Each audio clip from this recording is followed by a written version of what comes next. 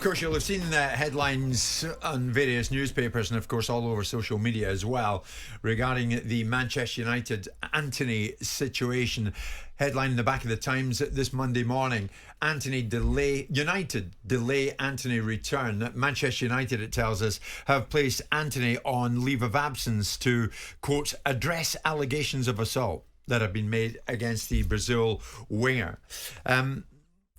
Simon, this is a story, of course, that's been carried everywhere and quite simply is not going away. Is this the most sensible decision possible from United at the moment, would you say? I suppose it's an inevitability. If somebody says you've done something, social media jumps on it. As a result of it, people have got to react to it. It puts Man United in a very invidious position because by the standards of today's society, you have to react immediately, instantaneously, whether you've got two sides of the story, whether someone is emphatically denying it, pushing back and giving it context and nuance. Context and nuance is irrelevant in today's society. If somebody says you've done something and some evidence looks like you have, that's the end of the discussion, and we've moved away from a society that suggests that you are innocent until proven guilty. You are now guilty by association, and it's incumbent upon you to prove your innocence. I don't know quite how one squares that circle and why people think that's good. But by the same token, there are also situations in society that aren't dealt with properly, and we know the statistics around domestic abuse. We know the challenges in that area, and we know the circumstances that are being reported in the media that two women die every week at the hands of their own partners, and these are not things that should be trivialised. But sometimes I worry that the idea that because someone says something and because it goes into a particular area where people are very vociferous and have very large voices and want to utilise them and leverage that opportunity, that automatically your race to assumption is that people are guilty. But I suppose in the best interests of managing what is the media circus that comes as a result, whether it's a social media circus or whether it's linear broadcasting, is irrelevant. If you take him out of commission, the background noise goes away, doesn't it? And then you get to deal with it in isolation. And that probably is the most... I suppose the bottom line is, why bother putting out any kind of statement? Why bother availing yourself of any facts? Why don't you just succumb to the vociferous opinion of those that are, most of the time, uninformed, and just go, I tell you what, I'm going to suspend him immediately. But when it was dropped by the Brazil national side, Manchester United felt obliged, surely, to come out. They did. To say something. They did. And did. Yeah. I mean, so this needed a joined-up approach, didn't it? At international level and at club level. Possibly. Pertaining to the same possibly individual. It might have made sense for it to be... What you're suggesting is just it automatically it flies in the face of what I believe, but I also understand that the rules of engagement have changed. You know, I believe that you should have the right to be able to represent yourself. You should not be judged as guilty instantaneously.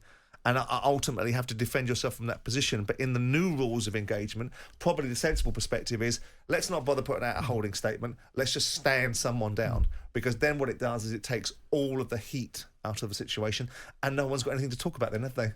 And it also buys the parties more time, does it not, Martin? Yeah, and it's an easier decision for Brazil to do that than Manchester United. Manchester United obviously would have learned from the situation with Mason Greenwood, of course, and I'm sure that they would have taken this particular action that they've done. However, Brazil's next time will play maybe in a month or 6 weeks' time, or maybe even 2 months' time, or whatever. So it's easier for them to do that, and then Manchester United would have had to have followed suit anyway. That's the situation. So it was easier for Brazil to do that. There, they'll not see the player for until the situation is resolved.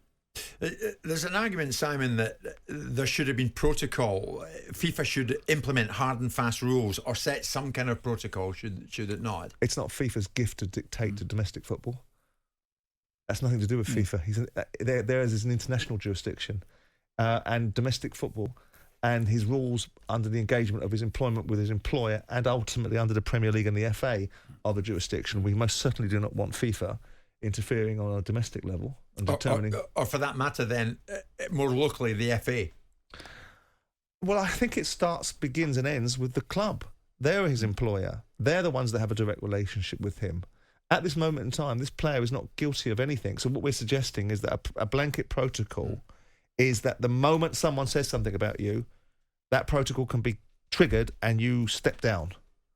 That's dangerous territory to be in, unnecessary territory, and it's probably over-egging the pudding, but it would be a protocol that some people would advocate for.